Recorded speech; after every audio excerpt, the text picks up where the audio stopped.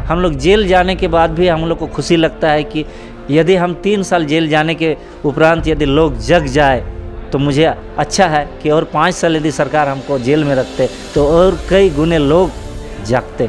जोहार।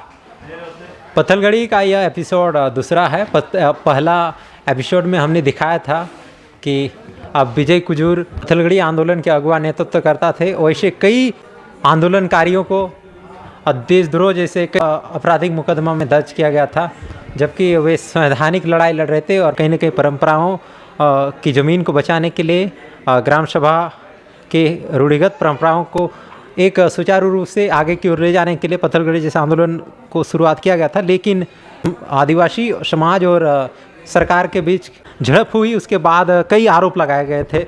उसके बाद कई वर्षों की लड़ाई लड़ने के बाद कृष्णा हांसदा जी और विजय कुजूर और बबीता कच्छप कई पत्थलगड़ी आंदोलन के अगुवा नेतृत्व करता थे, इनको गिरफ्तार किया गया। उसके बाद पत्थलगड़ी कहीं न कहीं पत्थलगड़ी का जो आंदोलन था वो धीमा हो गया। तो इसके बीच जो संघर्ष हुआ, हम लोग संघर्ष की को जानेंगे कि आखिर कैसा संघर्ष था और क्या पत्थलगड़ी आंदोलन में क्या कुछ मैसेज था, हम लोग जानेंगे, क्योंकि ये एक लंबी लड़ाई थी। इनको दबाने के भी प्रयास किया गया था। पहले जोहार रहेगा। जोहार। दादा, देखा गया कि यह पत्थलगड़ी आंदोलन कहीं न कहीं आदिवासियों में, आप लोगों की परंपरा में है पत्थलगड़ी, लेकिन इसको कैसे देशद्रोह तक पहुंच जाता है, कैसे ये इस प्रकार के आरोप लगाए जाते हैं? देखिए, भारत में पत्थलगड़ी बोला जाए तो आदिवासी समाज में करीब 42 प्रकार के होते हैं। 42 प्रकार के पत्थलगड़ी होते हैं। जैसे गोंड है, भील है, संथाल का, मुंडा का, उरांव का, खड़िया का, सभी समाज में ये पत्थलगड़ी परंपरा होती है और है।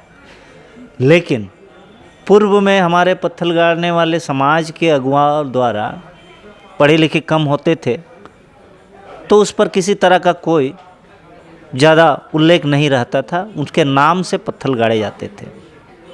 लेकिन जैसे जैसे शिक्षा प्रसार हुई, लोगों में जागरूकता बढ़ी, तो पत्थल जो गांव में जो परंपरा के तहत गाड़े जाते थे, कई तरह के गाड़े जाते हैं।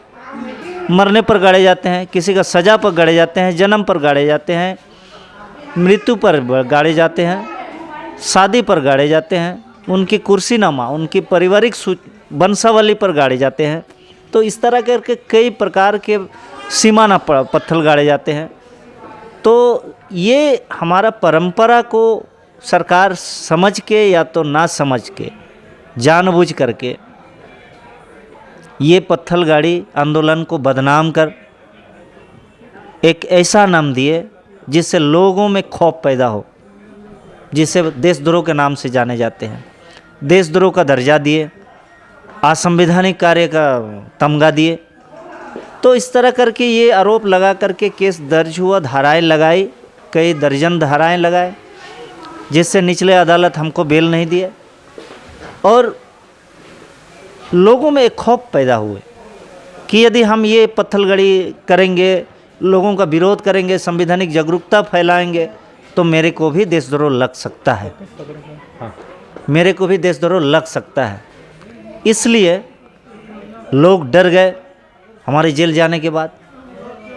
लेकिन अंततः 3 साल हम लोग जेल में रहने के बाद जब बाहर निकले तो भी लोग डरे हुए थे, क्योंकि 3 साल और ऊपर से देशद्रोह का सज़ा। और ये मैं विजय कुजूर के ऊपर तो सैंक्शन हो चुके थे देशद्रोह का, राज्यपाल महोदय ने अनुशंसा कर दिए थे, अनुशंसा भी हो गया, अनुशंसा भी कर दिए थे। तो इससे लोग डर गए थे कि हो ना हो शायद गलत है, पत्थलगड़ी गलत है, और ये लोग गलत बता रहे थे, क्योंकि समाज के तथाकथित कुछ बुद्धिजीवी लोग इसमें इन्वॉल्व थे और गवर्नर को मिसगाइड करते हुए सरकार के साथ मिलकर, मनुवादी ताकतों के साथ मिलकर के ये हमारे परंपरा को दबाने का काम किए। जबकि सच्चाई ये था कि पत्थलगड़ी के माध्यम से संवैधानिक हम लोग जागरूकता जागरण चला रहे थे, जिसका ये फ़ायदा हुआ कि आज राजस्थान से लेकर के बंगाल, उड़ीसा, पूरा पूर्वी भारत तक लोगों को 5वीं अनुसूची, ग्राम सभा, संवैधानिक अधिकार, बातें कहने का जो ताकत मिला, बोलने का उनको साहस मिल रहा, आज उसका हम ही लोग उसका एक कारण है।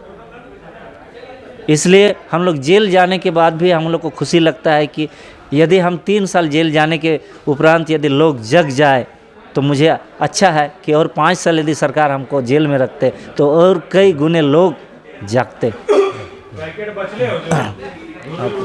अभी थे कृष्णा हांसदा जो काफ़ी लंबे संघर्ष को कुछ ही शब्दों में बयां करके बताया कि किस प्रकार पत्थलगड़ी आंदोलन के द्वारा एक नई जागरूकता हुई और अभी कहीं ना कहीं पत्थलगड़ी पूरे देश के आदिवासी जान चुके हैं। अब पत्थलगड़ी के द्वारा अपने ज़मीन की रक्षा करने के लिए अब गढ़ा जा रहा है। कहीं ना कहीं पत्थलगड़ी अब लोगों के दिमाग जहन नस नस में बैठ गया।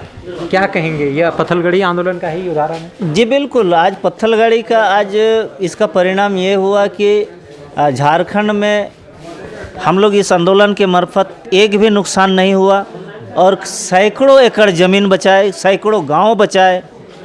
तो ये पत्थलगड़ी ये आज एक ऐतिहासिक बन गए हैं कि पत्थल गाड़ने से हमारा ज़मीन बच सकता है, हमारा संवैधानिक अधिकार बच सकता है। तो ये काफ़ी एक बोलता है ना मील का पत्थर साबित हुआ मील का पत्थर साबित हुआ। और इससे भी ज़्यादा पत्थलगड़ी उड़ीसा का सुंदरगढ़ में हुआ है, सुंदरगढ़ जिला में हुआ है, राउरकेला क्षेत्र में हुआ है।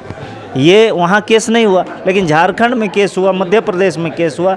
मुझे उसके विरोध में झारखंड का 3 जेल में घुमाया गया और मध्य प्रदेश के 3 जेल में घुमाया गया।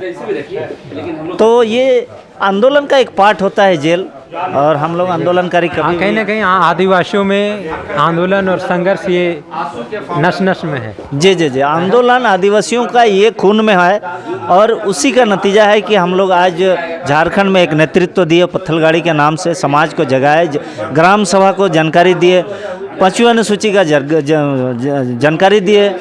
तो ये कई सारे समता जजमेंट, पीरामी रेड्डी जजमेंट हुआ, RM लोढ़ा जजमेंट हुआ, ये सारे चीज़ जो सरकार को बताना था ये नहीं बताए और हम लोगों ने वो चीज़ को लोगों के बीच में लाकर लोगों को जानकारी दी है। तो अभी भारत आदिवासी पार्टी में भी क्या जुड़ करके इस प्रकार के कहीं ना कहीं आदिवासियों के हक अधिकार की? जी बिल्कुल बिल्कुल, भारत आदिवासी पार्टी तो वो नींव ही संवैधानिक अधिकार है और ग्राम सभा ही है। जो यहाँ ग्राम सभा का ही अधिकार की बात को भारत आदिवासी पार्टी बोलती है और कर रहे हैं।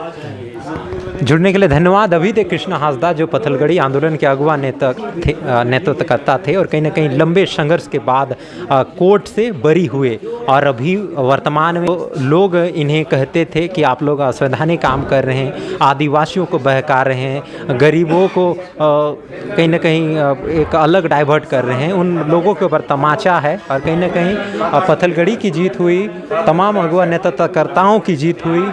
फिलहाल खूंटी का पत्थलगड़ी आंदोलन आप जानते होंगे, यह इससे पहले हमने विशेष वार्ता किया था विजय कुजूर से और इसके बाद हमने वार्ता किया कृष्णा हांसदा से। फिलहाल और भी जो नेतृत्वकर्ता हम लोग उनसे भी वार्ता करेंगे। हमारे साथ जुड़े रहने के लिए बहुत बहुत धन्यवाद। जोहार।